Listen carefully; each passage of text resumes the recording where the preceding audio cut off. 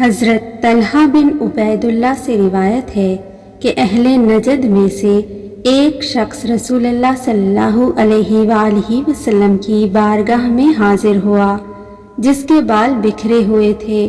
اس کی آواز کی گنگناہٹ تو سنائی دیتی تھی لیکن سمجھ نہیں آتا تھا کہ کیا کہتا ہے، یہاں تک کہ وہ قریب آیا تو معلوم ہوا کہ وہ اسلام کے متعلق پوچھ رہا تھا۔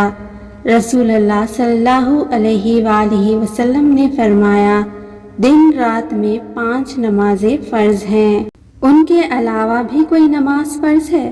فرمایا نہیں، مگر جو نفل نماز تم خوشی سے پڑھو۔ رسول اللہ صلی اللہ علیہ وآلہ وسلم نے فرمایا، اور رمضان کے روزے فرض ہیں۔ اس نے عرض کیا، کیا مجھ پر ان کے علاوہ بھی روزے فرض ہیں؟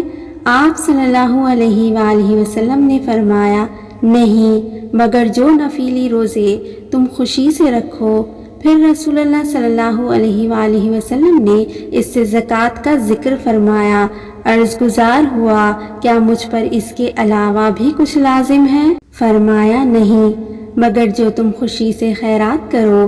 راوی کہتے ہیں، پھر وہ یہ کہتا ہوا واپس چلا گیا، خدا کی قسم، نہ میں اس پر اضافہ کروں گا اور نہ کمی کروں گا۔ رسول اللہ صلی اللہ علیہ وآلہ وسلم نے فرمایا، اگر اس نے یہ عہد سچ کر دکھایا تو نجات پا گیا۔